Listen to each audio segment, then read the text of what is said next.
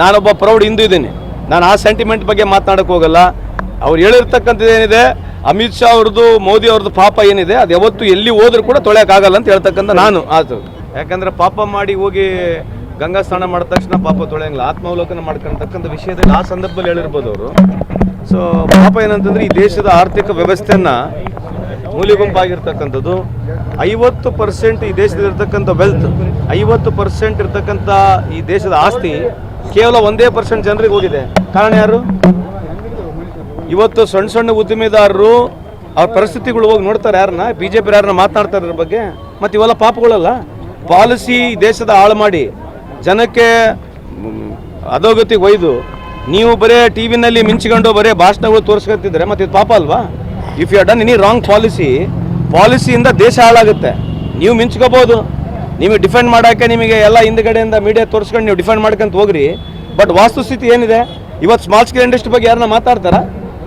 ಇವತ್ತು 2 ಲಕ್ಷ ಕಿರಾಣಿ ಅಂಗಡಿ ಮುಚ್ಚೋಗಿದ್ದಾವೆ, ಇದ್ರ ಬಗ್ಗೆ ಮಾತಾಡ್ತಾರೆ ಯಾರನ್ನ? 2 ಲಕ್ಷ ಕಿರಾಣಿ ಅಂಗಡಿ ಯಾಕೆ ಮುಚ್ಚೋಗಿದ್ದಾವೆ ದೇಶದಲ್ಲಿ? ಯಾರು ಮಾತಾಡ್ಬೇಕು? ಯಾರು ಇದ್ರ ಬಗ್ಗೆ? ಏನಿಲ್ಲ, ಸುಮ್ಮನೆ ಹೇಳೋದು, ಹೋಗ್ಬಿಡೋದು, ಟಿವಿಯಾಗ ತೋರಿಸ್ಕೊಂಡು ದಿನ ಬೆಳಗ್ಗೆ ಮಿಂಚ್ಕೊಳ್ಳೋದು. ಮತ್ತು ಇದು ಪಾಪ ಅಲ್ಲ. ಮತ್ತು ರಾಹುಲ್ ಗಾಂಧಿ ಹೇಳೋದು ಕರೆಕ್ಟ್ ಇದೆ.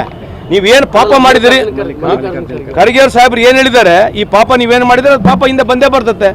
ಪಾಪ ಮಾಫಿ ಆಗಲ್ಲ ರೀ, ಪಾಪ ಮಾಫಿ ಆಗಲ್ಲ. ಯಾಕಂದ್ರೆ ಈ ದೇಶಕ್ಕೆ ಅವ್ರು ಮಾಡಿರ್ತಕ್ಕಂಥದ್ದು ಏನಿದೆ, ಇನ್ನೊಂದು 2 ವರ್ಷ ತಡ್ರಿ ಗೊತ್ತಾಗುತ್ತೆ. ಅದು ಹೇಳ್ತಾ ಇದೀವಲ್ಲ, ಮೊದಲನೇ ಮೂಲಭೂತ ಚರ್ಚೆ ಈ ದೇಶದ ಸಾಲದ ಬಗ್ಗೆ ಚರ್ಚೆ ಆಗ್ಬೇಕು. ಯಾಕೆ ಮಾತಾಡಬಾರ್ದು? ಪ್ರತಿಯೊಬ್ಬರು BJP ಮುಖಂಡರು ಈ ದೇಶದ ಸಾಲದ ಬಗ್ಗೆ ಮಾತನಾಡಬೇಕು. ಈ ದೇಶದ ಸಾಲ ನಾವು 100 ಸಲ ಗಟ್ಟಿಯಾಗಿ ಹೇಳ್ತಾ ಇದೀವಿ. ಬಹಳ ಪ್ರಮುಖವಾದಂಥ ಇಶ್ಯೂ ಇದೆ, ಯಾರು ಮಾತಾಡ್ತಿಲ್ಲ ಇದ್ರ ಬಗ್ಗೆ. 1947 2014 ಇಸ್ವಿವರೆಗೆ ಈ ದೇಶದ ಸಾಲ 55 ಲಕ್ಷ ಕೋಟಿ. ಇವಾಗ ಎಷ್ಟಿದೆ? 220 ಲಕ್ಷ ಕೋಟಿ ದೇಶದ ಸಾಲ ಇದೆ. ಯಾರು ಉತ್ತರ ಯಾರು ಕೊಡಬೇಕಿದು? ಈಗ ಪ್ರತಿಯೊಬ್ಬ ಹಿಂದೂದು ಗಂಗೆಯಲ್ಲಿ ಸ್ನಾನ ಮಾಡಿದ್ರೆ ಪಾಪಕರ್ಮಗಳು ಇದಾಗ್ತವೆ. ಅದನ್ನ ಆ ಒಂದು ಭಾವನೆಗೆ ಧಕ್ಕೆ ತರುವಂತ ಹೇಳಿಕೆ ಗೊತ್ತಿಲ್ಲಪ್ಪ, ಅದ್ರ ಬಗ್ಗೆ ನನಗೆ ಗೊತ್ತಿಲ್ಲಪ್ಪ. ಅದ್ರ ಬಗ್ಗೆ ನೀವು ಹೆಂಗನ ವಿಶ್ಲೇಷಣೆ ಮಾಡ್ಕೊಳ್ಳಿ. ನಾನು ಅದ್ರ ಬಗ್ಗೆ ಮಾತನಾಡಕ್ಕೆ ಹೋಗಲ್ಲ. ನಾನೊಬ್ಬ ಪ್ರೌಢ ಹಿಂದೂ ಇದ್ದೀನಿ. ನಾನು ಆ ಸೆಂಟಿಮೆಂಟ್ ಬಗ್ಗೆ ಮಾತನಾಡಕ್ಕೆ ಹೋಗಲ್ಲ. ಅವ್ರು ಹೇಳಿರ್ತಕ್ಕಂಥದ್ದು ಏನಿದೆ, ಅಮಿತ್ ಶಾ ಅವ್ರದ್ದು, ಮೋದಿ ಅವ್ರದ್ದು ಪಾಪ ಏನಿದೆ, ಅದು ಯಾವತ್ತು ಎಲ್ಲಿ ಹೋದ್ರೂ ಕೂಡ ತೊಳೆಯೋಕ್ಕಾಗಲ್ಲ ಅಂತ ಹೇಳ್ತಕ್ಕಂಥ ನಾನು ಆತು.